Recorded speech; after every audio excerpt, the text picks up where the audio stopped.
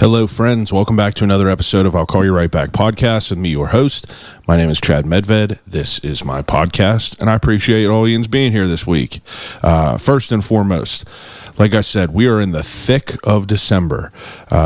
Today, actually, I am recording this. It's about 6:30 in the morning because I took off work because I am going to see a screening of Home Alone 1 in Johnstown, Pennsylvania. And none other than Macaulay Culkin will be in the house.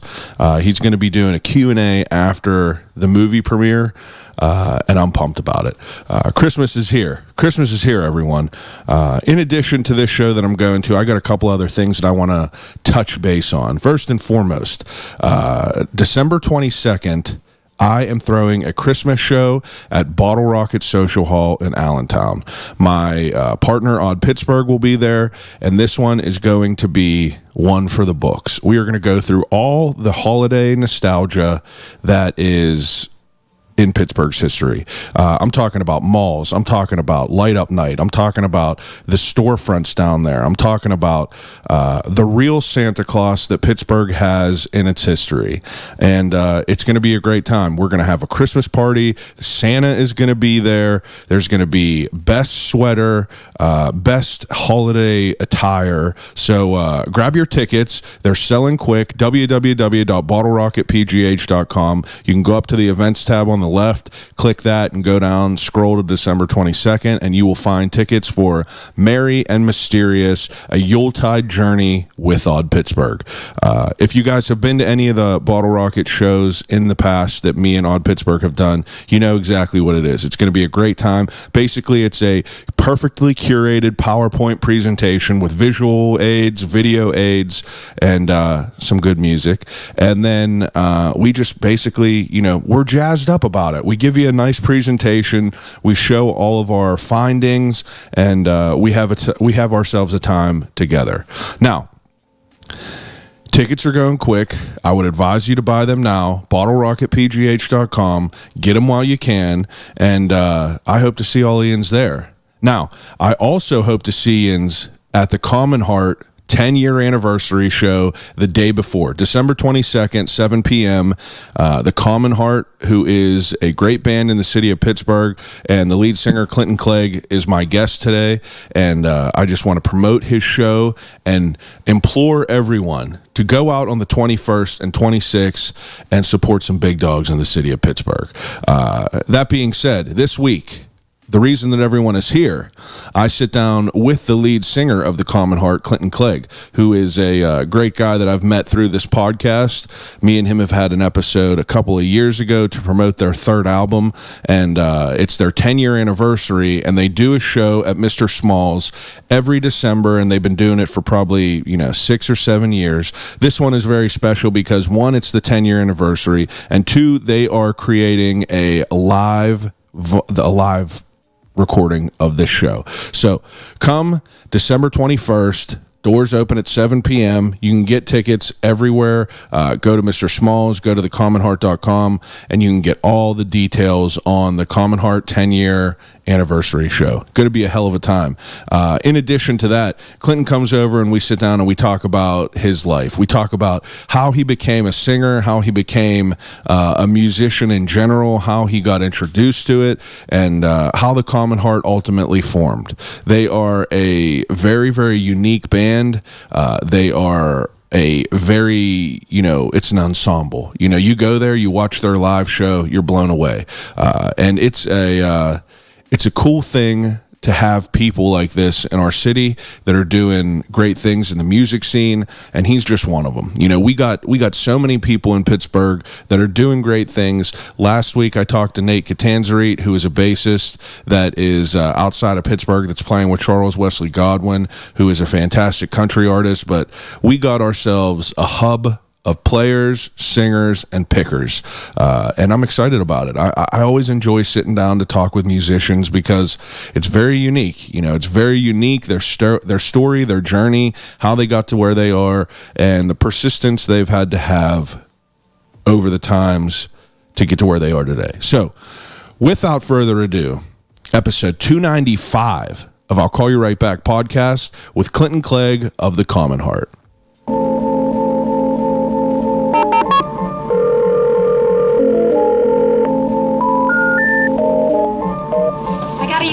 Telephone. Hello?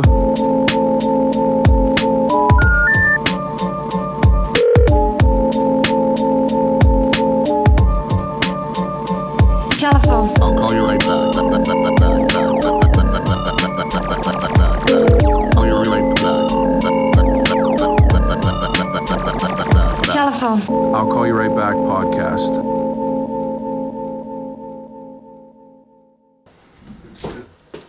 Yeah, I mean, like, I'm a morning person. I just feel like I waste my day. Like, if I sleep past, like, I can't imagine sleeping past like 10 a.m. Yeah. Because like the day is like done. Yeah. So I like getting shit done. I feel bad asking people to come over as early as I do sometimes, but No, I dig it. It's like that. I'll feel like I did something today. yeah, you get something accomplished in the morning, and then by the time we're done, it's like what 9:30, 10, and then you get your shit done, and then grab some of that, get your shit done, and then go about your day, and it's still early. So I mean, what's been going on with you? When's the last time you said 2022? What I were might be you off on that promoting? day. I have to look it up, but Yeah, what were we promoting it for? was you? the third record. Oh yeah. Yeah. Yeah, I do remember that. You brought yeah, okay, that makes sense. So, yeah, I mean, it's been a minute. What else has been going on? Nothing really. Just I've been building up writing the fourth record. Yeah. And just figuring out, our annual show here in Pittsburgh, and then building towards that. I was going to send you some show notes. Are we rolling? Yeah. Oh, great. You've been doing that for 10 years? Or like that annual show? Yeah, well, no, not the annual show. Not the band's been around for 10 years. Yeah. So we haven't. We started doing the small shows, I think, in 2016. Okay. But they've just kind of become a thing. We started with some New Year's Eve stuff, Yeah. and then we got into it always just seemed to make sense to do something like late December, Yeah. and it's became a thing in the last 5 years for sure. Yeah, you guys been buzzing. I mean, every time I look at the Instagram, I see Yinz doing something. Yeah, always. Last year was the Secret Show, which was a crazy experience. Yeah. We just built it and didn't tell the fans what we were going to do. And we ended up coming out and nobody knew what we were going to do until the first note. And we went in and we did Wish You Were Here by Pink Floyd, Wow. front to back. And that was a really radical experience. When was that? December? When was that last year? That was on December 30th. Oh, okay, yeah. Oh, yeah. All right. That makes sense. So, I mean, I'd like to refresh my own memory a little bit because, the details of the origins of the Commonheart, I don't remember everything, but I want to get refreshed. And That's for the good. people that are listening that might be new listeners, there's been a lot of new listeners. So I want to rewind it a little bit if we could before we jump into everything. Is that cool? Yeah, let's rewind. I mean, you're from Pittsburgh? From Monongahela. Pittsburgh, born and bred. Yeah. Just down the river a little bit, a little town. I went to Ringgold High School. Yeah. Bunch of bands through high school and into college, different bands. And then in 2014, the Commonheart kind of came together with me and a drummer named Sean McGregor. And we just wanted to build something new. We wanted a fresh start. We wanted to focus in on a genre and just kind of build something around what we were good at. And I just kind of knew I had this raspy vocal thing, and we were just like, hey, let's just kind of lean into that retro rock soul sound. And we put a band together and started getting some songs, and our big kind of breakout show was in 2015. We got to open for Gary Clark Jr. That was like the kind of the rollout show, if you will, that got us some notoriety around town. And then we sold out our first small show with our first record release, Grown. That was 2016. And then put out our second record, Pressure, and that got a little bit of national buzz. We were fortunate enough to get working with a label, and we got on CBS This Morning, and that got us some nice national buzz. And we were, starting to sell some tickets in some other markets. It went from like, hey, we could do well in Pittsburgh, but we could also do well in Denver and Austin, Chicago, New York, Philly, and that was really good. And then Then we had the old pandemic welcome us and kind of shut us down for a little bit. Yeah. But everybody dealt with that. And then we kind of bounced back, did our third record for Worker Love, and got that out. And then You put that out in 2022? 2022. Yeah. Yeah. And then that was, went really well. But touring started to get a little different out there post-pandemic. I think that whenever you were here last time, we were talking about you about to go out on a little run, maybe. I think yinz might have been going out west, maybe. I don't know. I feel like it all runs together. It totally does. Yeah. Now, I mean, like you were saying, you were playing music, like back in high school and stuff like that. When did music start in your life? Third grade. Well, really. So my mom always played organ in church. Okay, that's it. So Yeah, that I remember was like that. kind of the beginning of music for me. But third grade, I got on the cello, and Wow. that was, I don't know. It kind of seemed, I didn't, when you're in third grade, you don't know what you're doing or what you want to do. But then when sixth grade, I got to move to the upright bass. And then I changed schools, and they didn't have a string program. A long way around to me getting an acoustic guitar and hanging with buddies and just jamming. What age? That was 15. Yeah, that's cool. So I mean, like you getting a guitar, like how does the bug bite you? Like I had a guitar whenever I was younger, and I just fucked with it for a week and then put it to the side. That's the funny part. I didn't even have a guitar. I had my buddy's guitar and would just take it home. Oh wow! And just play on it, and then eventually got one, and then it just started with like little circles of just like playing Sublime tunes and ripping little solos. How were you learning back then, on tab? Oh no, just all ear. Wow. I would like take occasional lessons, but they never stuck. I still to this day can't read music or anything like that. But You can make it happen though. yeah, just ear stuff. That's cool. Yeah. That's fascinating to me because you hear people kind of have that like that ingrained in them, and so the people who don't got it, it seems foreign to them. Like me, it's insane to think that like people could just listen and just dabble on the piano just by what they're listening to. Wild to me. Yeah, there's it's also funny because all the musicians I work around now are like really trained readers and pros. They have all my respect because I can't do that at all. And they kind of, in my songwriting, I just kind of put together these songs and bring them to them, and they help me kind of see them a little more musically sound. Yeah. And kind of guide me through that. So when do you start writing? I think I wrote my first song probably, it's hard to pin the year, but just like goofy kind of punk metal screamo songs, probably when like I was 16 or 17. Okay. So back before, the type of like old rock that you're playing now, you were playing like, heavier stuff? Oh yeah. When I first, my very first official band I was in was like rap metal. What was that called? I was called Numerous Cats. Numerous Cats. Yeah. That's a sick name. It came from Numerous Cats. It came from a Ghostface Killer record. Wow. He was just like, doing like a intro bit on one of his tunes, and just like something he was shouting in the streets, this Ghostface like numerous cats, what I mean? What a guy. Oh, we were such rap heads back in the day. Yeah. It was like all Wu-Tang, all Biggie, nonstop. So, remind me how old you are? I'm 43. Okay, so you're 9 years older than me. I feel like I was kind of on the early, like I remember middle school is like whenever you're burning CDs and like pirating shit. It's like, how were you getting your music back then? Whenever you were younger, 15, 16, how were you getting exposed to it? I was part of like the CDs are new. CDs are awesome. So yeah, my first CDs were, well, I'll rewind a little bit. My first cassettes, I did live in the era when I was real young of going to Camelot and getting Camelot, wow, cassette singles in little cardboard cases. And my first ones were the Batman soundtrack. Oh, wow. And the Ghostbusters 2 soundtrack with Bobby Brown. Still, that stuff still holds up. Where's Camelot? Where was that?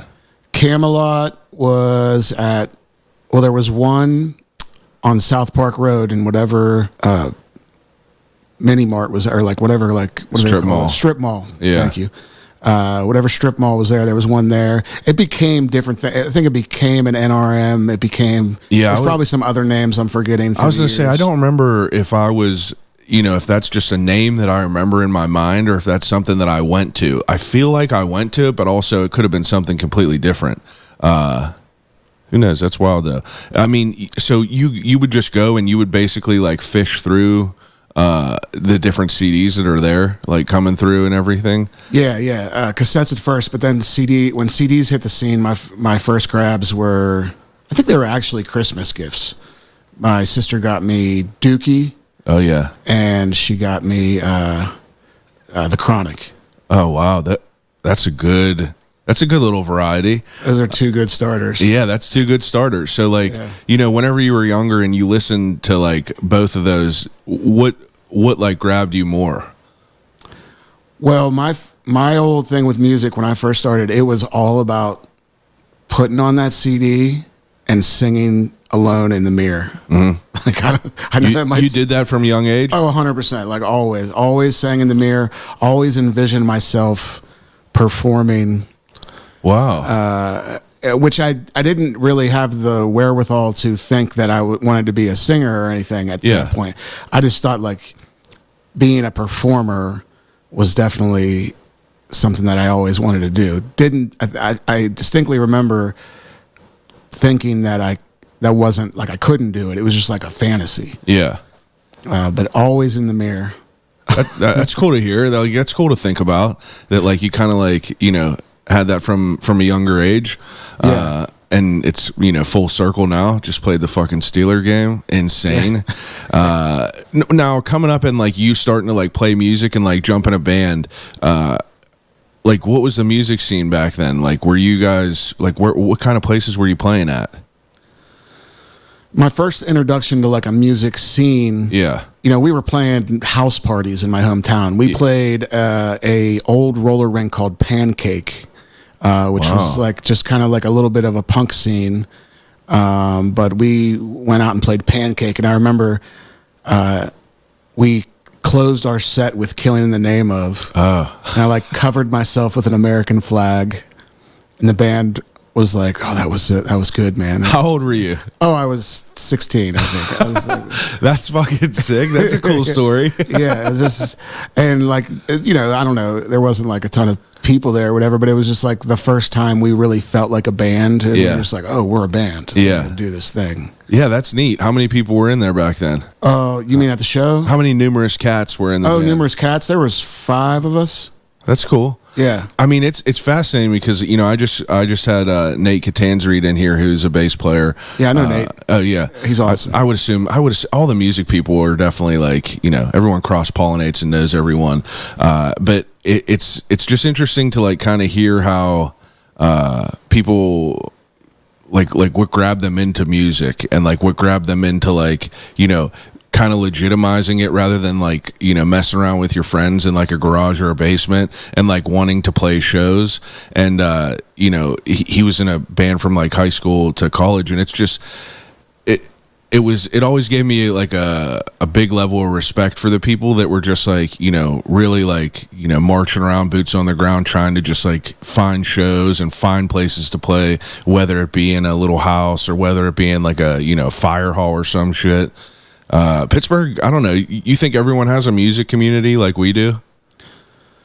I'm sure every city has a little story like that. I think it varies as you get, I'm sure, I don't have this experience, but like I'm sure kids that grew up in a big city like a New York or Chicago, or their stories are a lot different than the kids that grew up just in the suburbs on the outside of that. Yeah. I think suburb kids probably all have a similar story of like the local fire hall or some kind of art place where they were able to go and hack through their first experiences on a stage. Hack through.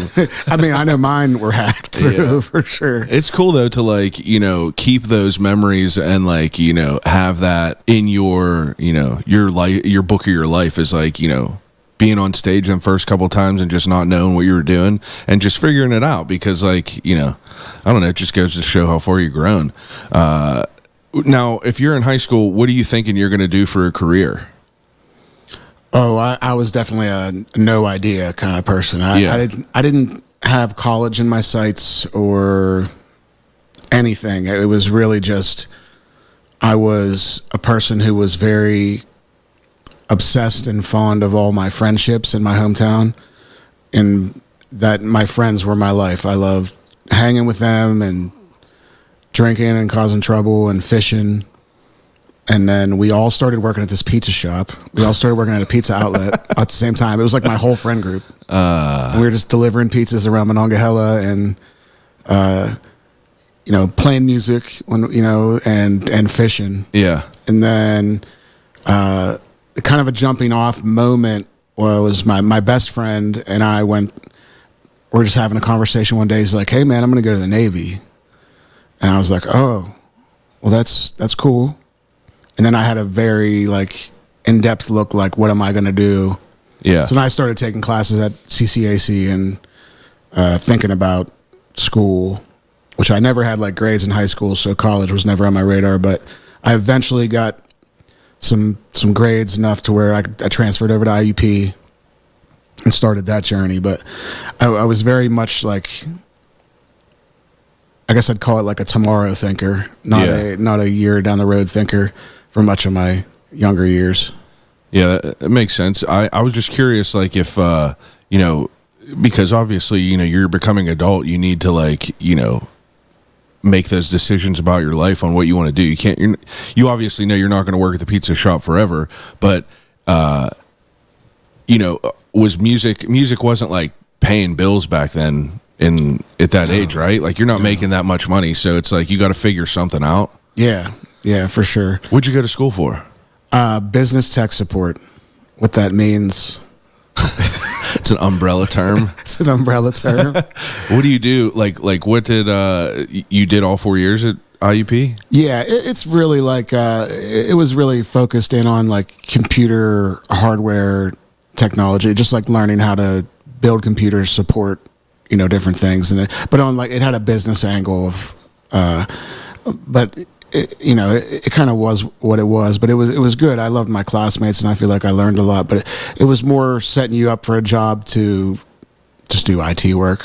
Yeah, how do you even decide to do that though? Like, if you're gonna figure out some shit to do in school, what makes you choose that? It was just kind of one of those blanketed. Well, computers are going to be everywhere in our society, so if I knew how to fix them, I'd probably be able to find work. That's interesting. Yeah, it wasn't like a dream passion or anything. It was just like a, you know, something to lead me to sustainable living. Were you a computer dude? I was comfortable around them. Yeah. You know, I could get around and I was capable. Yeah. What year did you go to college? I got to IUP in 04, but I was doing like just like core classes at CCAC starting in 2002. Yeah, 04 though is like, you know, I'm trying to just gauge the time period on like when we had a computer at first and like what the 04 was still a computer room type of moment in my house. You know, we all didn't have our own separate computers yet.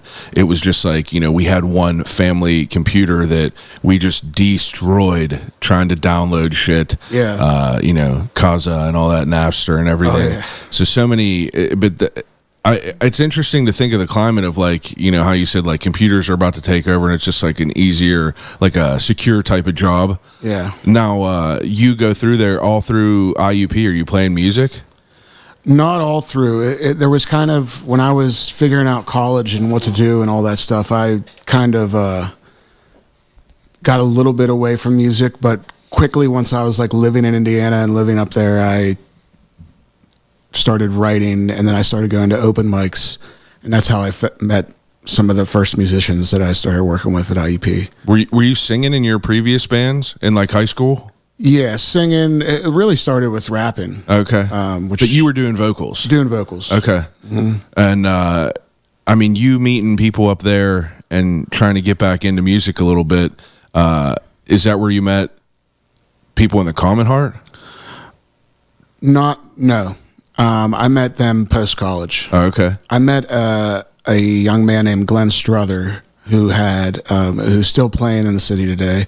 Has a great band called Northside Organ Trio, and he had a band then called Jazam, and Jazam was like a jazz fusion jam band, for lack of a better term, and they had really great songs, and they were like heavy players. Like I haven't been around players like this before, just like really skilled guys that, really knew their way around the instruments, and they would have these great shows at my college bar. What bar? I'm sorry. The Brown Hotel. Oh, okay. Yeah, I'm from. My wife went to IUP, so I would stay up there a good bit. I bartended there for years too. Really? Oh, I'm a brown head. Yeah. What a wild place. That was the IUP was. I was never a drinker, and I was not a bar guy, but going out there, whenever I first started dating her, you got a new girlfriend, you're just going to go up there and do whatever. Right. So dragging me to all those funny ass places up there. IUP was a funny time though. Yeah, it was wild. It was a wild time, some wild shit. But you said you were playing at the Brown Hotel, or like that's where they played. That's where they played, and I was kind of exposed to what they were doing, and Glenn wasn't even going to school there. He was dating a girl there and was kind of couch crassing in between there and Rehoboth Beach, which is wild. But so Glenn had a military background and had spent a lot of years in the Rehoboth area at I think there's a base down there somewhere, Air Force Base. But then that's where he got his ties and met these guys. Ultimately started dating this girl in Indiana, brought this band up here. They were amazing. And I was going to the Brown just to sing at open mics and kind of cross paths with Glenn. And then I went and sat in with them one night and sang, what song did I sing? I think it was an old Al Green song. No, Marvin Gaye. And it went really well. And they were, I just started hanging around them all the time, and I would never call myself a lead singer of that band, but I was more like a featured vocalist, because if they had like a 90-minute set, a lot of it was instrumental, because that's kind of what their music was. And they'd have me come out as like a featured guy on just like a couple tracks, and I'd travel with them everywhere and kind of do that for a number of years. Did these songs, were they writing the lyrics already, or these lyrics? They had a lot of songs like done and lyrics in place that I just started to cover. Oh, that's cool. And then eventually we started writing music together, and put out a record with like me as like the lead singer role. But they were such a special band, like musically. That was Jazam? Jazam, yeah. That was wild times. We actually got I got my first exposure to touring with them. We got to go out and open for Rusted Root. Liz Berlin, Mr. Small's owner. Yeah. With Mike, they kind of signed us to a really like friendly small town record deal and helped us put out a Jazam record. Yeah. And then gave us I think it was 8 dates out on the road with Rusted Root, and that was culture shock. Yeah, that was sick. Full rooms. It's like go out. I remember when we first opened for them. I was at the Newport Theater in Columbus, Ohio, and the act the night before us was Bill Cosby. No shit. And it was just wild to see all his posters up, and then we're going out, and my dad always used to feed me Bill Cosby cassette tapes when I was a kid. Yeah. So big comedy, just listening to that. I'd always listen to Bill Cosby tapes all the time with my dad growing up, and then I saw all his posters up, and I called my dad. I was like, "Yeah, I'm playing this stage in Newport Music Hall in Columbus, Ohio, and Bill Cosby was here last night." He was like, "Oh, you're really going somewhere, Clem. Keep up with that." That's awesome. That's cool. I think they paid us $100.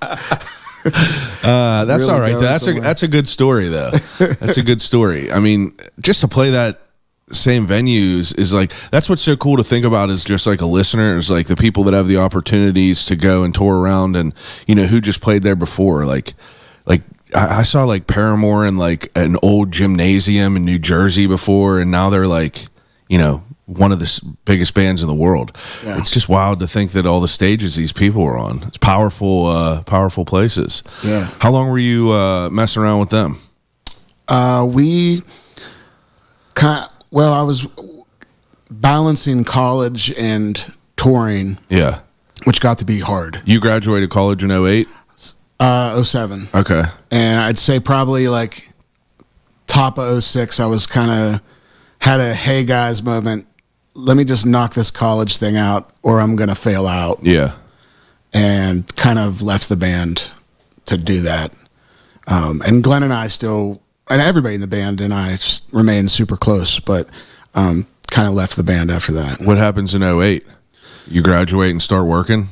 I graduate. I do a year of volunteer work for the AmeriCorps. Where was that? It was based in Pittsburgh. Okay. I would just run after school programs with a bunch of the city schools. And the group I worked for was an organization called FIRST.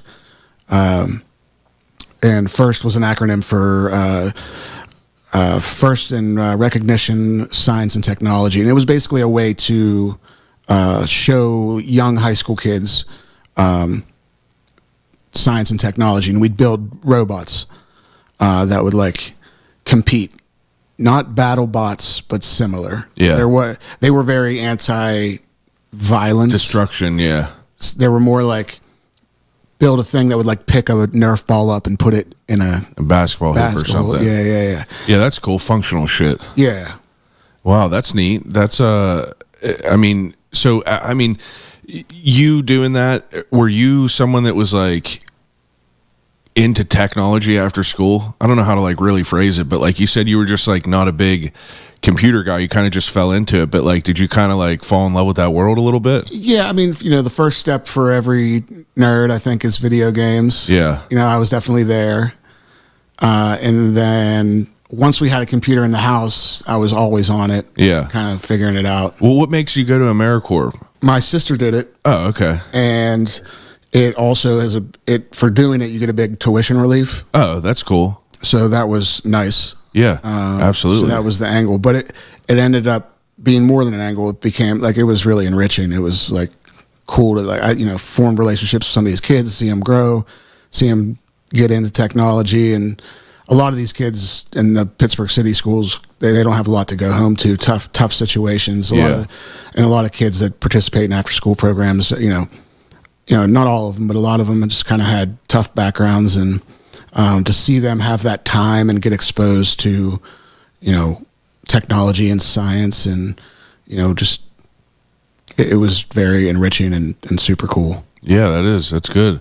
Now, whenever you leave the AmeriCorps, you start working real life? Yeah, got my first job at University of Pittsburgh School of Nursing, and just doing tech support work for the staff. And I eventually found my way. This story's getting into the day job hard. I love it. I found my way to this human simulator.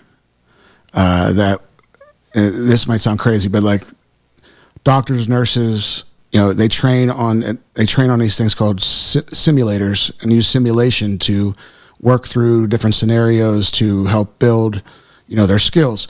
So this mannequin, more or less, it has pulses and breathes and, does all these fancy things. You can create cardiac events to, show up on a monitor and, do all these kind of things with it. My boss at the time was like, hey, this thing sit in a closet. Can you make it work?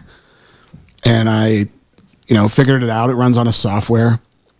And I eventually got a job at this place called Wiser, which is a UPMC, University of Pittsburgh kind of collaborated division, educational department kind of thing. And they educate everybody using simulation. And I kind of got into that world. And I've been in that world for 11 years now. Oh, that's cool. Yeah, it is really cool. And I, just to see, it's basically really hands-on, scenario-driven events that let med students try it without you can't hurt the man. Yeah, you're not killing people. Right. Yeah. It's an important job. Yeah, it's great, and it's really valuable, and I've really immersed myself in that world, and that's been my day job with music. As every second I'm not in work, that's music, but at work it was a really cool job, and got to work with some really great people through the past decade. Yeah. And probably kept you interested, kept you wanting to be there. Yeah. I mean, so for you getting out of school and like starting to become a real adult and like have to like work and do all that shit. I'm still not a real adult, but how does we're trying. How do you balance music with that? Are you playing a lot whenever you first get out of college? Yeah. So I had a real interesting turning point. Speaking to how great my day job and my wiser people are at UPMC, I kind of went into my boss's office to quit, because around 2016, when the Commonheart started to have some national buzz and we were touring a lot. Yeah. You were ready to go all in on it? Ready to go all in. I went in his office to quit, and he kind of pitched me this opportunity. He was like, hey, you don't have to quit. I'm going to turn your full-time designation into something called casual, which is typically a designation designed for like traveling doctors or traveling nurses to be able to work in certain regions at different times more flexibly. And they allowed me that, and it was basically like, hey, if you're in Pittsburgh, we need you, come to work for an hourly wage. And that really worked. So I was able to tour with the Commonheart full bore. That's awesome. And I'd go away for a month and be all over the country, and then I'd come home and clock in on Monday morning at my day job and work. Wow. So that a pretty like a real unicorn situation for a musician to have that kind of support back home, but that's how I was pulling it off.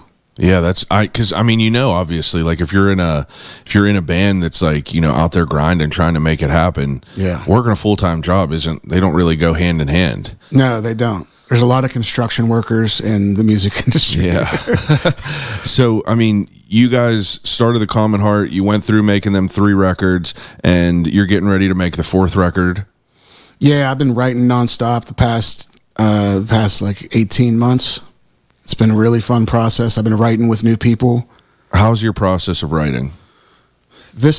Typically, I sit with a guitar and just come up with a melody or a line or a riff or something that kind of speaks to me and feel good, and I'll try to put that together into a song, and then I'll take it to some of my bandmates and kind of start to work through it that way. This time I did it a lot differently. And I've been really enjoying this process. I went out to my friend John's house. John was the original drummer of Jazam. Call back from that band. But now he and his wife and their new baby live in Gibsonia and have a studio in the house. Oh, cool. So then I bring up Mike Menda from the Commonheart, and actually have had the pleasure to be writing with Max Somerville from Charles Wesley Goodwin's band, who's been a friend and I've been in bands with through the years. Oh, okay. It's all ties together back to Nate and everybody you've had on. Dude, it really is so wild, just like, the concentrated dose of like great musicians within like an hour of Pittsburgh. Yeah, it's pretty crazy. Like Max and I go way back, and Max introduced me to all the guys from Charles's band. And it's just crazy how small this music world is. Yeah. But anyway, I would go out to John's house, and we'd have a mandatory bottle of wine, catch up, how's life. Max would have great stories about, opening up for Luke Bryant in stadiums and sharing those stories. And we'd get to catch up with John, and he has a new baby girl, and hang out and catch up with Mike. And then we'd go, and I'd be like, hey, I got this song. And we'd just jam for and then maybe walk out of there with kind of a simple verse, chorus of a new song. Yeah, just the bones tape of it. And then I'd just go home and listen to that for 3 days, and then come back and be like, this is where this song should go. Yeah. And the goal being I just want to do that 20 times. If I have 20 demos of ideas, and then start to think about going into a studio and making the record. And I'm at that point right now. Yeah. So I'm currently making arrangements to go into a new studio work with a new producer, and create album 4, which I have in my mind. It's written, but now it just needs to happen. Yeah. Need to make it work out. Yeah, and I like to, like, when I'm writing, like, this album especially, I'm leaving a lot of room for what happens in the studio will be the song. Yeah. So I'm coming in with these kind of bare bone ideas, but pretty structurally sound in here, but not like on paper. Yeah, yeah, yeah. And just, I want to work with a producer and other musicians, and just like what happens with the album will be. Yeah. Now, do you write lyrics first and then write the music, or vice versa, or a little bit of both? A little bit of both. Yeah. Yeah, sometimes there's like a lyric that like takes lead, but sometimes it's a guitar riff that takes lead. Yeah. Sometimes I'm searching for lyrics last minute, which I don't love doing. And I've been kind of trained out of that from album 3. Our producer on album 3 really insisted on songs having more of a narrative, which was a big learning turning point for me. So I've been a little more aggressive towards that. What do you mean by that? So when I started making album 3, I was working with Steve Berlin he's the sax player in a band called Los Lobos. Holy shit! Like, Yeah. oh wow, Yeah. that's cool. And he was hard on me is a harsh term, but he was very insistent when I could do better. Yeah. He would point it out, and I needed that. Yeah. And one of his lessons was your song needs to have a narrative, and all your lyrics do need to be done before I need to know what this song's about before we hit record.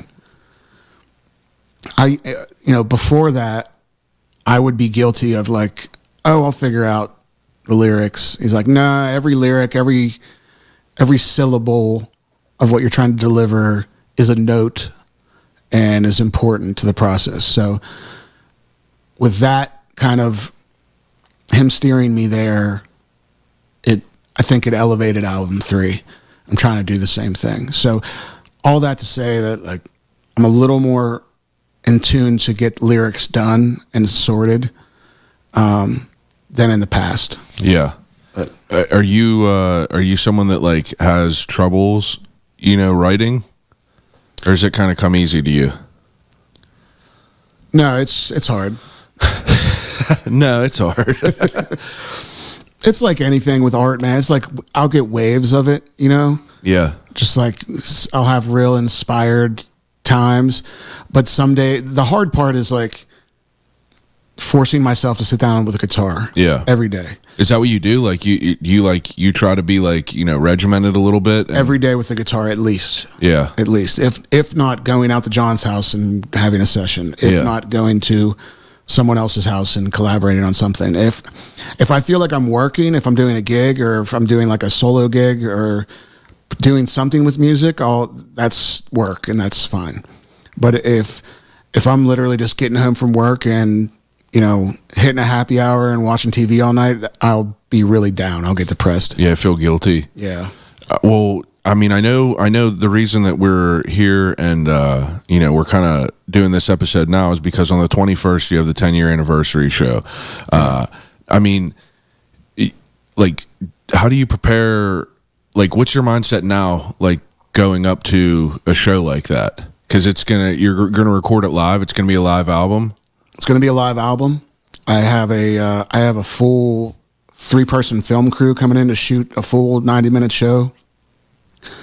With the intent to release all of it and launch our Patreon.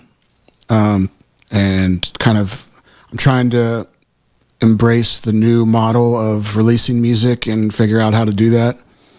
And kind of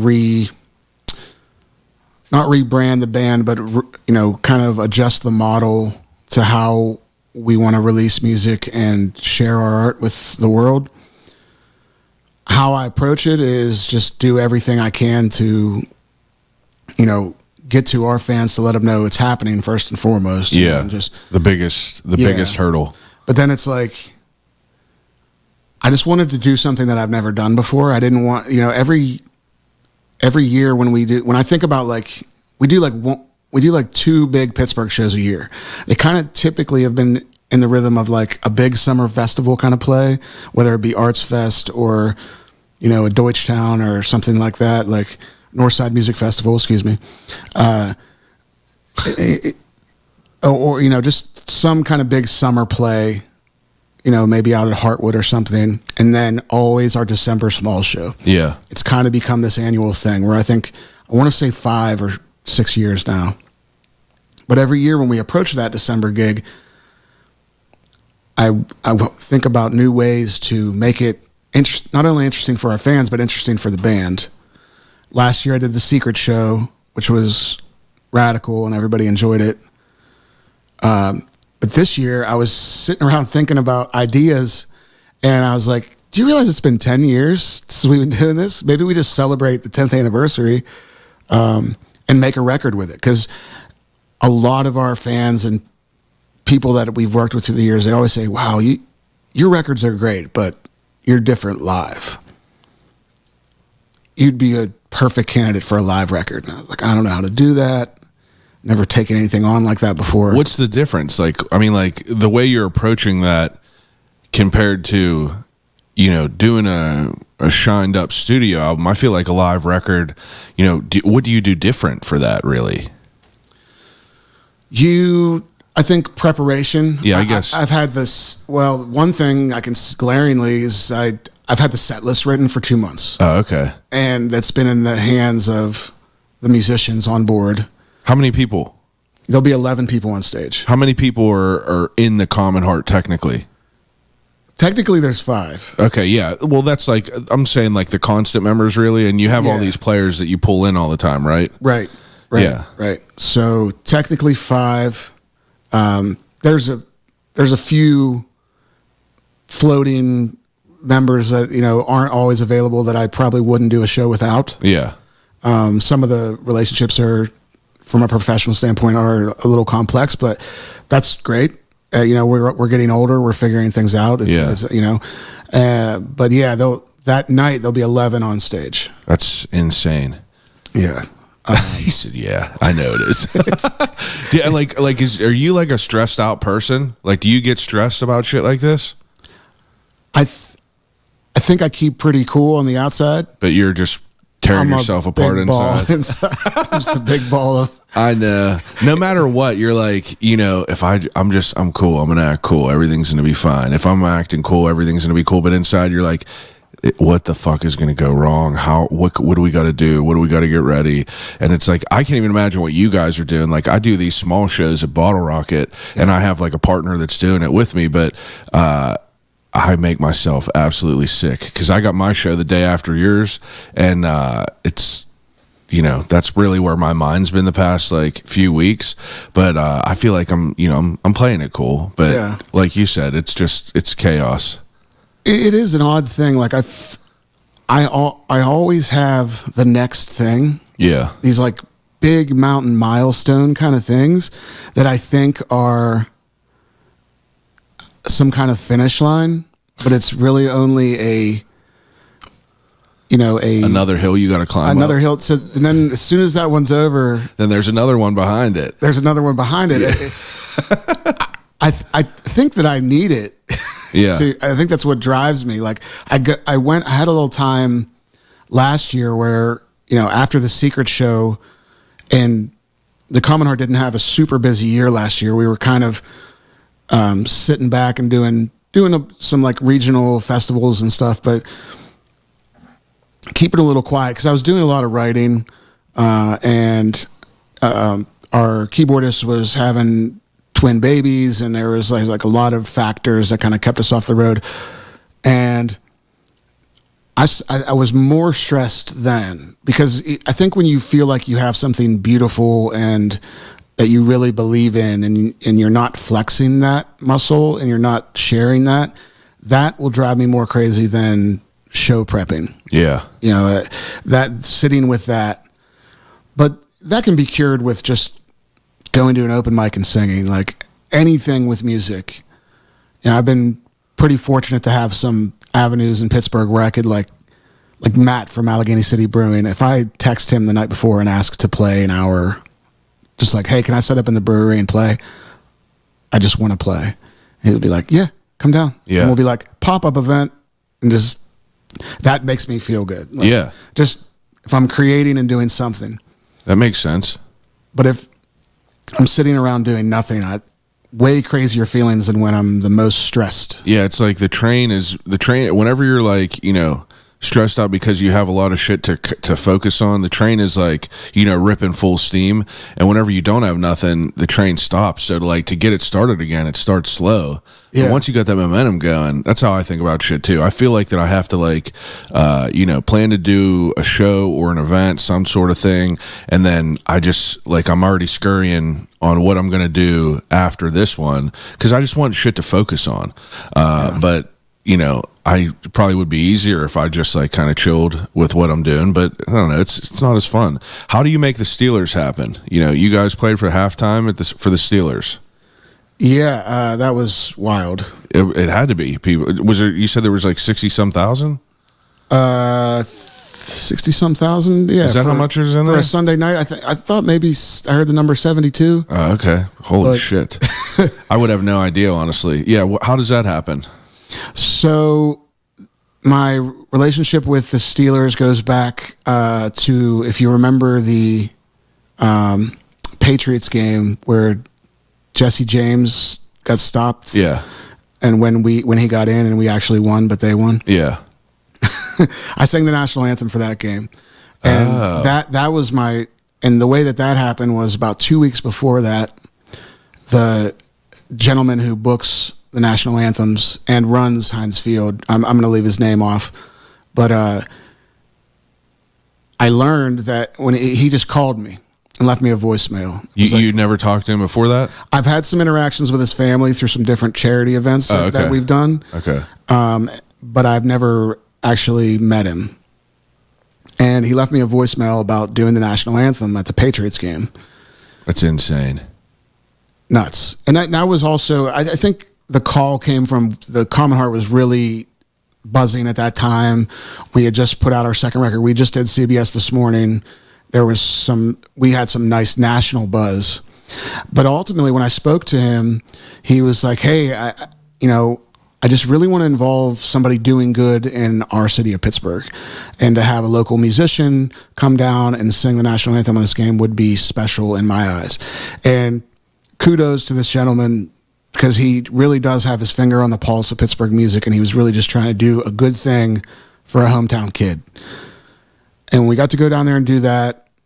And then the pandemic happened, and he threw me some stuff during the pandemic. I got to do there was a game that the stadium was empty. We beat the Bengals. They had me on the Jumbotron doing God Bless America. Wow. For that. But there was nobody there. Yeah, but still. I did it. But I went down there and shot it in an empty stadium. That was kind of surreal. Yeah, that's dope. And then after that, I got to do another one. But all that to say, I landed in Vegas 2 weeks before that Dallas game, and my wife and I were just having a little weekend holiday, and my phone rang, and it was the Steelers, and I was like, oh, I got to take this. He's like, hey, do you guys want to play the halftime show for the Dallas game coming up? And I was like, yes, 100%, please. And then it kind of flew from there.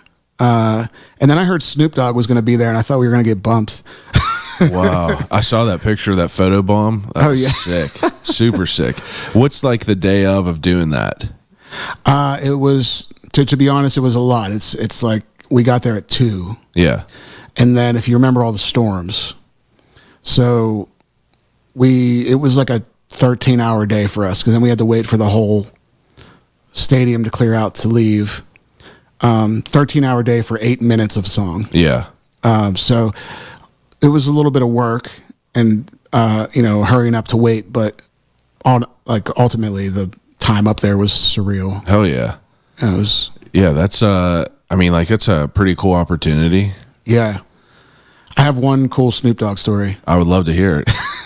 So we're at sound check, and at 3 p.m, and they had us in the end zone below the big Jumbotron, on a stage. And the sound man gets a call up to the booth, and he's like, hey, we got to stop for 5 minutes. Horns, please don't play anymore. Everybody stop playing your instruments. Snoop is going on the field to do media. Okay, cool, no problem. We look down, watch Snoop come out. He's like going around the field, doing his thing, talking to people. Couple crip walks, he's just kind of being Snoop Dogg. We're just like laughing to ourselves. And I say to the horn section, it's like, hey, listen, can you guys learn that Snoop Doggy Dog line on your horns? Yeah. Because horns in the stadium, when it's empty, very ambient. Yeah. They just shoot out, right? And they're like, oh, yeah, we got that. I was like, listen, as soon as that sound guy says we can make noise again, you guys hit that line. Just hit it hard. Because Snoop's still going to be out there and he's going to hear it. Sound guy says, okay, we're good. They hit the line. Bop, da, da, da, da, da, da. Snoop turns around, whips around, and starts dancing. That's so sick. Shouts out the band. I was like, all right. Yeah, like that right there. That's worth all the legwork you had to do. Yeah. That's super cool. But that was the only interaction we had with Snoop. That's all right, though. I feel like it would be, I would be very surprised if you were going to say, like, yeah, you got to go chop it up with him a little bit. Did you get to go down on the field and stuff like that? They sat us down on the field for the game. It was amazing. Like, we were on the field. Yeah. You're a pretty big fan, aren't you? I'm a fan, yeah. Yeah. Yeah, it's problematic. When do they play today? 1:00. Okay. Yeah. Okay. That's good. I'm glad that we were able to make this happen this morning. Oh, yeah. This is kicking off my day excellently. Are you going to the game? No, I'll just go buzz around the north side and you just pop around and watch a game with people. Yeah. That's good. I can't believe how good they're doing this year. Yeah, they're awesome. Yeah, it's fun to watch. It's a new take on the team just feels different with Russ at the helm. I don't know nothing about it. I know he's married to Sierra, and that's sick, I guess. But like, I don't know. It's weird, dude. I feel like I'm gonna get crucified every time I tell people that I just like don't watch sports. Played football my entire life. Just don't watch any sports. Whose jersey is that you're wearing? Well, the big 5'6". This is Woodley. Oh, okay. So he doesn't play anymore, but he was one of my favorites. I know that at least. And 5'6" was my number in football. So I was 54. Yeah. I got to get a Steeler on here at some point. I think it would be entertaining. Yeah. For me to interview a Steeler, not about football really at all. Yeah. I know enough about it, and it would be a great conversation to talk a little bit of football, but I don't really want to know about that stuff. People know that they're football players. Like, I want to know what kind of shit that they get into outside of football. Like, besides for all this music that you're doing, what do you do in your free time to, like, keep your mental where it needs to be? I got to meet Brett Kiesel at a G Love and the Special Sauce show. Who is it? G Love and the Special Sauce? I don't know. I'm not familiar. Excellent band out of Philly. They were at Mr. Smalls, and Brett was there. Like, there's a lot of Steelers that are super into music. I think your goal, if you're looking for Cam Hayward, has to be. I mean, he's an amazing person. What he does with charity work and just being a leader, obviously also an amazing football player, but he's an interesting guy. I would love to hear you interview him. That would be good. I just saw him on Hard Knocks, and then I was just talking to Mikey and Bob about him whenever I interviewed them a couple weeks ago, but we'll make that happen eventually. Yeah. I was listening to your Mikey and Bob episode. I appreciate that. Did anything happen with the Italian? I gotta reach out to Nate, the Italian guy. I originally was gonna take all of December off completely and just kind of like take a little vacation and get my shit ready for next year, but I can't really because Nate and Charles and all them are off tour right now, so they had some downtime, had to get him in.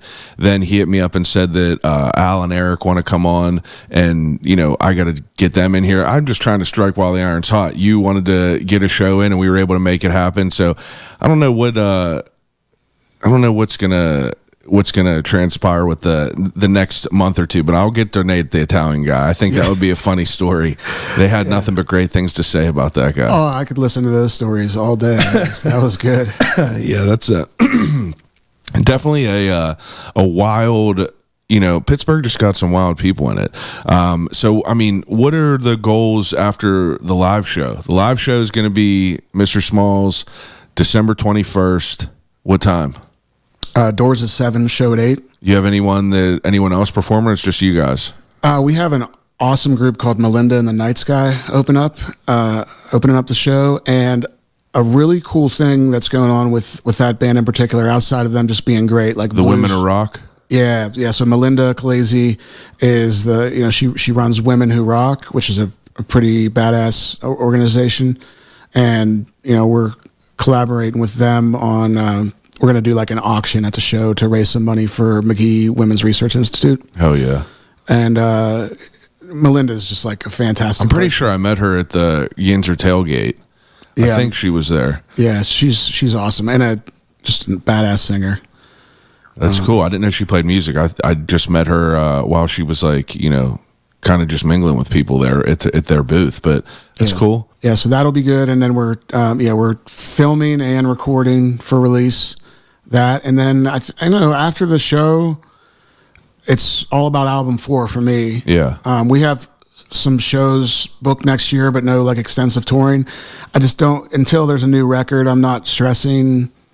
Do you put a time limit on the record, or do you have any sort of like date that you're searching to get it done by, or are you kind of just like letting it come to be when it comes to be? I think more the latter. I'm not, this one, I'm not stressing as much. I think when we were buzzing a little more in my, in 2018 and 2019, I felt a little more pressure to push something out, but this one, it's kind of a lesson learned. I'm going to sit back and let it come. Yeah. But it's coming together fast. I'm comfortable with the timeline. Yeah. And not really worried about that. So that's nice.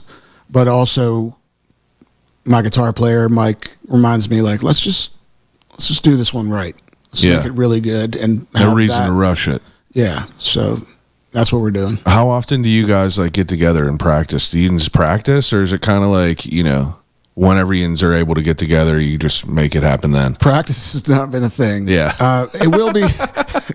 It will be for the live show. Yeah. We have scheduled rehearsals over the next 2 weeks. Yeah. Well, I also know that like all you guys are playing around different ways, not necessarily all together. Busy, making it happen, whether it's another project or wedding band work or just solo gigs, or everybody's busy. Yeah, it's so wild to think everyone got to be like, to try to schedule your time with a bunch of other adults.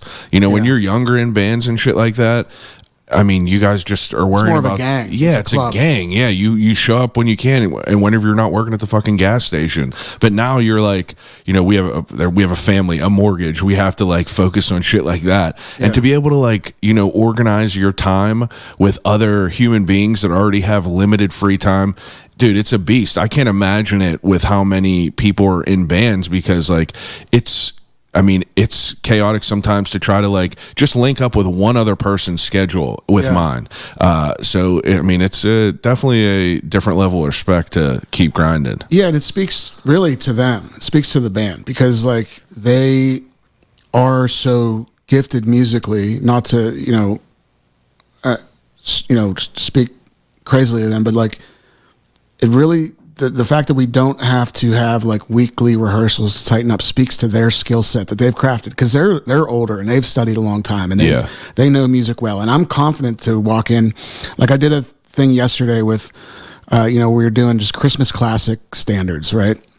And I worked with a bass player named Ava Lentz, who's amazing, and the keyboardist from the Commonheart, Lucas Bowman, and I just sent them 12 names of songs and was like, Christmas songs. I mean, they're not the most complicated. Yeah. But no rehearsals. Just walk on a stage and go.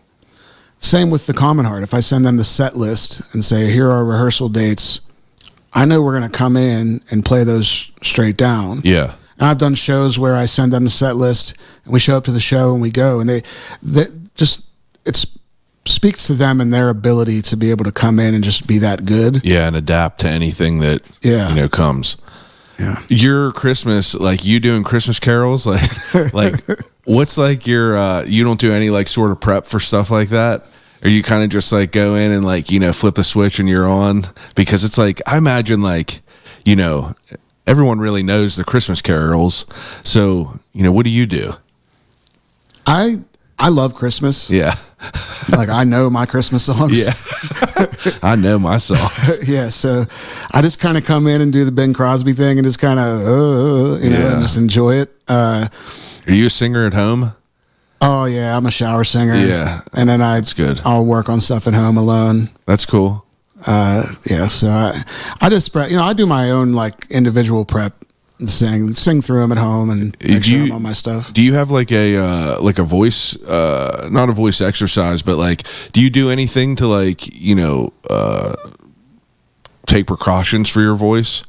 Like, are you the other day I was watching Marcus King, and he was talking about how his like regimen is basically like, have tea and honey and with a bunch of extra honey in it, and it just like helps his voice because he has that like whiny, raspy voice that I'm sure would like get beat down over touring. Yeah. Do you do anything like that, or is it kind of like not needed as much? No, I do. I take like for big shows, I'm very conscious of hydration. Yeah. I think that affects things a lot. So I'll, make sure to like take care of myself days leading up best I can and just like be extra hydrated day of show. And then like an hour before the show, I like a little whiskey. Hour before I have a little whisk. Just a little whiskey. That's so good. And that loosens it up. And then, I don't go like hot teas or anything, but, I also quit smoking last year, which was like Cigs. Yeah. Were you a smoker for a long time? Not a long time. When my sister passed away, I just started smoking. Yeah. And just from stress, I guess. Yeah. And then my dad passed shortly after that, and then I was just like putting down cigs. Yeah. And it was kind of like unconscious. I didn't even know how much I was smoking. And I was on this gig in somewhere in the middle of Pennsylvania. I can't remember where, but like my voice was like not going where I wanted it to. And my bass player, like just very casually was like, I was complaining about it. And he was like, dude, you've had 4 cigarettes in the past hour. You smoke constantly. Like, do you really think that's not affecting your voice? And I quit that day. And you could tell a difference? Over a year, yeah, and it's like very noticeable. Yeah. Well, that's good. Now, I mean, like, what are your goals? Like, what are your goals in life? Oh man, that's a heavy hitter. Yeah, it's a heavy hitter. I like hearing people's goals because, I'm not really a goal-oriented type of person. I just have ideas on things ideas on areas I'd like to, get to and walk around in, but I don't really have like goals, but I like asking people about it because some people are like, well, I'd like this and this, and some people are like, dude, I just want to like try to do this. Yeah. What about you? I want to make music forever. Yeah. I want to sing forever. I want to perform forever. I love that fuels me. I don't worry about the result level of that ever, really. I'm not, if I don't reach a certain level of success in the music industry, You don't have like resentment or anything for it. I don't care about that. Yeah. I do realize what drives me and keeps me level though is doing it. Yeah. And I do care about that a lot. That's kind of, if I can just keep doing that, I'd be very happy. And I want to make music, original music, and share it with as many ears as I can. Hell yeah. That's pretty much the solo goal. That's a good goal. Something good comes from that, and I can be, doing it on a larger platform or a medium platform or a small platform. As long as I can do that, though, Yeah. I think I'll be all right. That's a good answer. Yeah. That's about the best answer you could give, I would think, right?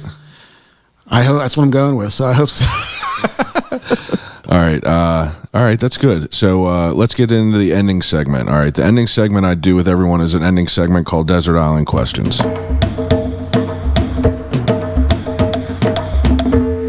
All right, desert island questions. Whenever I give each guest 3 categories to take with them on a desert island and use until they starve to death and die. First category, and I know we did this before, but no one remembers what you said anyway, so we'll do it again. I bet my answers will be different. I'm going to research it when I... Everyone's answers are different all the time. All right, first category is movies. You get 3 movies to take with you on a desert island. Matrix, Dark Knight, Ghostbusters 1. Those are good ones. When The Dark Knight came out, I think Dark Knight was one of my answers last time, but I don't regret that at all. I mean, when The Dark Knight came out, it was such a moment. I was a freshman at Slippery Rock, and I ended up having a buddy who was pretty savvy at pirating shit. So I just had a bunch of copies that I was taking donations for on copies. And dude, I swear to you, our dorm room, every room had a copy of this and was watching The Dark Knight. It had a little screener. Time frame would pop up every once in a while, but people were into it. Yeah, that was such a fucking epic movie. What did you think about the new one? Which one? Robert Pattinson? Yeah, haven't watched it yet. I got to watch that. I've heard so. It wasn't really on my radar to just like watch, not for any specific reason. There's just a bunch of other shit, but by so many people, I've heard so much good shit about it. I got to watch it. Yeah, I was a huge fan. Then roll right into the Penguin series. I know people. Well, that's another thing. My barber, he was like, "Dude, the Penguin is so good." Yeah. So I got to watch that too. I'm a big Colin Farrell fan. Oh yeah, he crushes it. It's like I was watching him getting all the prosthetics put on, and it's just like it's really wild that that's him. Yeah, I saw the reel of him and his real voice in the Penguin. Outfit or makeup. It's weird. It was very weird. Weird. Yeah, I got to watch that. Okay, that was a pretty good three pick. Ghostbusters 1's just like classic. all-timer. Yeah. And Matrix might sound weird, but like anytime the Matrix is on, I can't turn it off. That's a comfort movie. Yeah, for that's sure. good. Okay, do you read at all? I don't really read. Have you? Do you have one book in your life that sticks with you?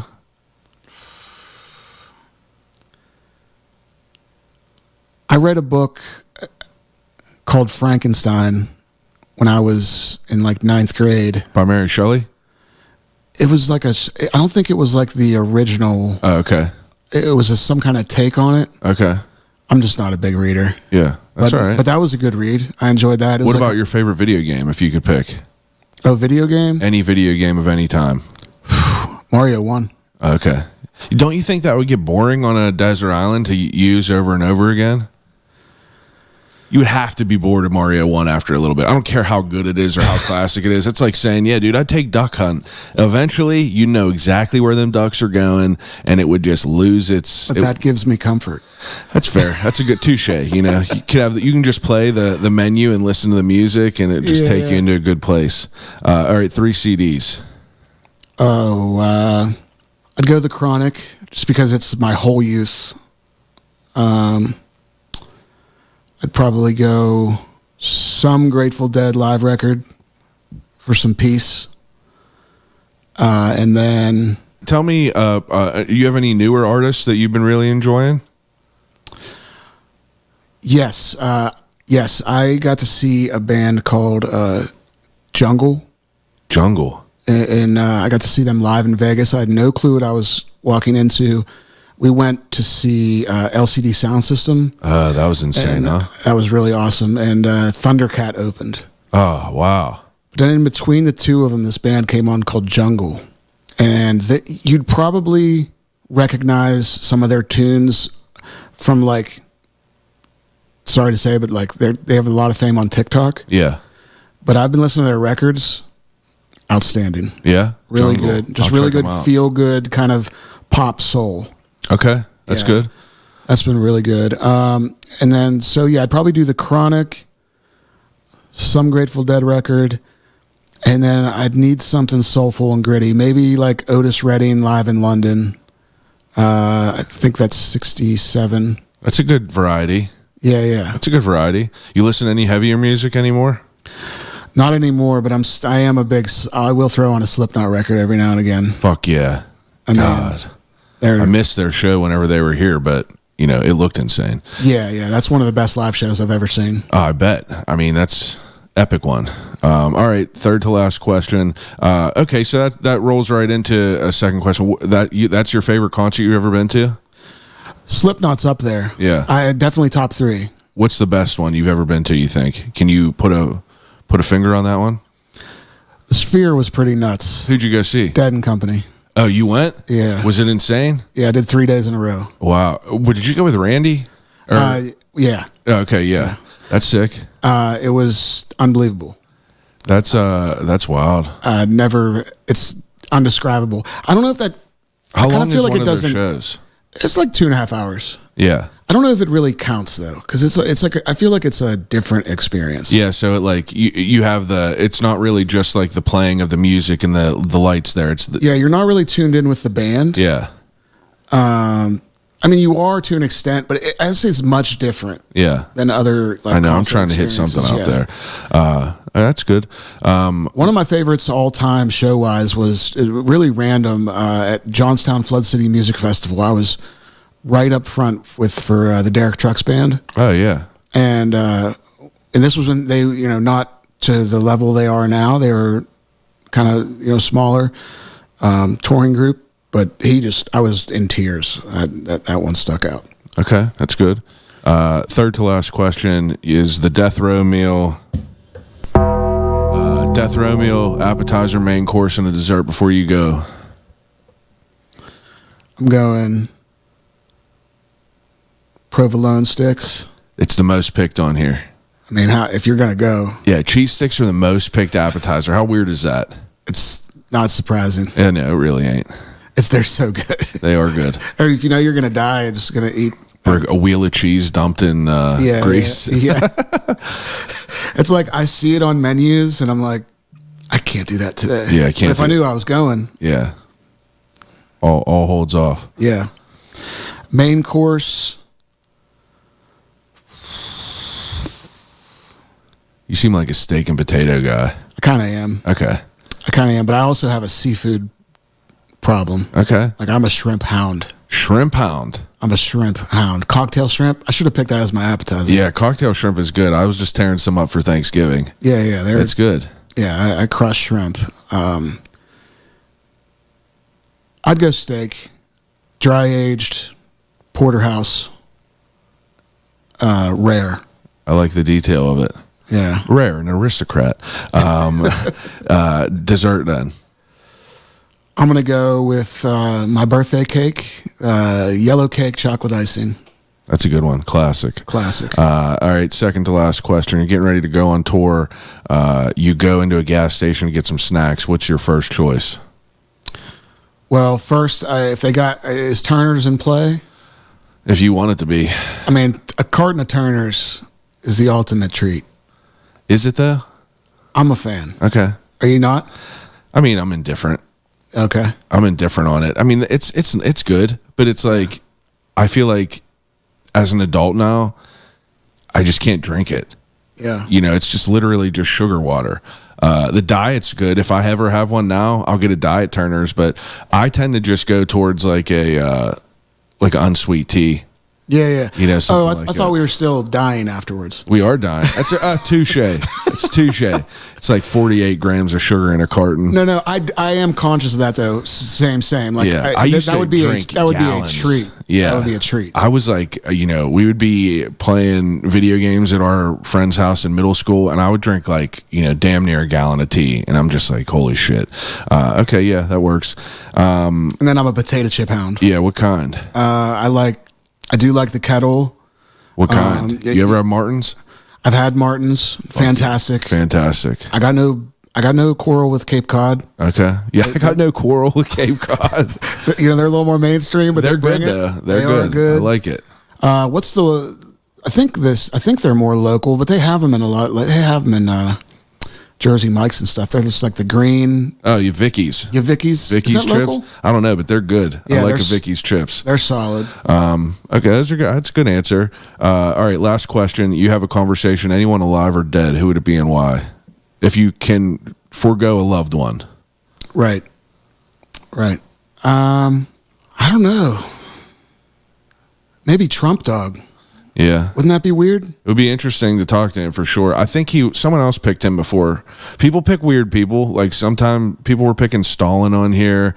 It would be interesting, whenever I ask people that question, I think of like, the situation, and my thought is like, you're just like, sitting in a fucking waiting room for hours. Yeah. No one else is there, and you just have an opportunity and they engage with you. Obviously it wouldn't be a normal situation, but if it would be, and you can just ask him whatever he wants. Yeah. It would be fascinating, I think. I don't know if that's what I actually want. Maybe I've always been a Harrison Ford. I don't know. Maybe that'd be a wild one. But like actors are like, you don't really know how they really are. I feel like he would be a fucking asshole. Yeah, that's Harrison Ford. fair. I love him. Come on, I love him. The Fugitive, one of the best. He would probably be an asshole in an interview. I feel like he would just be like, and you really asked me these questions, like, but in a perfect world, that would be a good one. Yeah. I don't know what I would ask either of them, but yeah, I know it would come to you at the moment. But all right, those are good answers. I feel like this was good. Now, where could people find tickets to the show? Plug all that, and then plug where people could find you online. Yeah, ladies and gentlemen, Clinton Clegg from the Commonheart. It's been a pleasure to be here. Visit and find out about the band at thecommonheart.com. You can get tickets for our December 21st show at Mr. Small's starting at 7 o'clock. It's going to be a live record, a live taping. You can find us on Instagram at The Commonheart, Facebook at The Commonheart. If you search The Commonheart, you'll find this face. All right, dude. I appreciate you coming over. I appreciate, what you guys do. And, I wish you all the luck for the live recording. Yeah, Chad, thanks. And congrats on all your success here and continued success. And yeah, appreciate it, dude. Well, we have to do this again whenever the album comes out. Yeah. Let me definitely know. Everyone else that's listening, appreciate Yinz as usual. Each and every week, we're back with another great guest doing great things in the city. Thank you for listening. Call you right back.